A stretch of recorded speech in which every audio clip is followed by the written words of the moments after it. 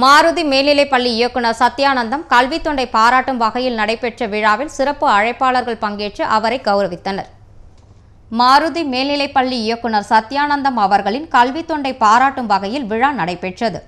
Puducherry French council Philip ரான்விய தலைமையில் நடைபெற்ற விழாவில் ஸ்கைசாட் நிர்வாக இயக்குனர் ஆமு சலீம் வரவேற்புரையாற்றினார். சிறப்பு விருந்தினர்களாக அமைச்சர்கள் ராஜவேலு, தியாகராஜன் மற்றும் பிரெஞ்சு கவுன்சிலர் சிவா பிரதீபன் மற்றும் சாகித்ய அகாதமி விருது பெற்ற எழுத்தாளர் பிரபஞ்சன் ஆகியோர் பங்கேற்று சத்யானந்தம் கல்வித் தொண்டை பாராட்டி பேசினார். அதனைத் தொடர்ந்து அவருக்கு பொன்னாடை போர்த்தி கௌரவிக்கப்பட்டது. விழாவில் மலர் டிராவல்ஸ் இயக்குனர் கண்ணபிரான், அந்துவான் அந்தோனி, பலன் விக்டோர் உள்ளிட்ட பலர் கலந்து கொண்டனர். 1956 பாக்கம் என்ற ஊரில் பிறந்த சத்யானந்தம் பெத்தி செமினார் பள்ளியில் மெட்ரிக் பயின்று 1978 பள்ளி படிப்பை முடித்து பிரான்ஸ் நாட்டிற்கு சென்றார். அங்கு பிரெஞ்சு இராணுவத்தில் துணை அதிகாரியாக 1978 முதல் 1993 வரை பணியாற்றி ஓய்வு பெற்ற பின் புதுவை திரும்பினார்.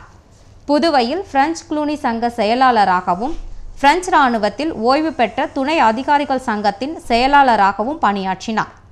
கல்வி கற்க வயது தடையில்லை என்பதற்கு ஏற்ப 52ஆம் வயதில் 2004 சிதம்பரம் பல்கலைக்கழகத்தில் MA சோசியாலஜி பட்டமும் 2006ஆம் ஆண்டு மதுரை காமராசர் பல்கலைக்கழகத்தில் MPhil பட்டமும் பெற்றார்.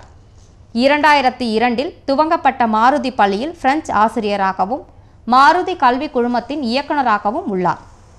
1997ஆம் ஆண்டு மாருதி இன்ஸ்டிடியூட் ஆரம்பிக்கப்பட்டு ஜிப்மர் மற்றும் பொறியியல் படிப்பிற்கான நுழைவுத் தேர்வுக்கு பாடம் நடத்தப்பட்டு பல மாணவர்கள் வெற்றி பெற்றுள்ளனர். அதனைத் தொடர்ந்து மாருதி பள்ளி உருவாக்கம் பெற்றது. தொடர்ந்து கல்வி பணியில் அர்ப்பணிப்போடு செயல்பட்டு வருகிறது. அதற்கு உறுதுணையாக புரியும் சத்யானந்தம் கடந்த 10 ஆண்டுகளாக சுமார் 120 ஓய்வு பெற்ற துணை அதிகாரிகளை உறுப்பினர்களாக கொண்ட பெரிய சங்கத்தின் தலைவராக தொடர்ந்து பணியாற்றி வருகிறார் என்பது குறிப்பிடத்தக்கது.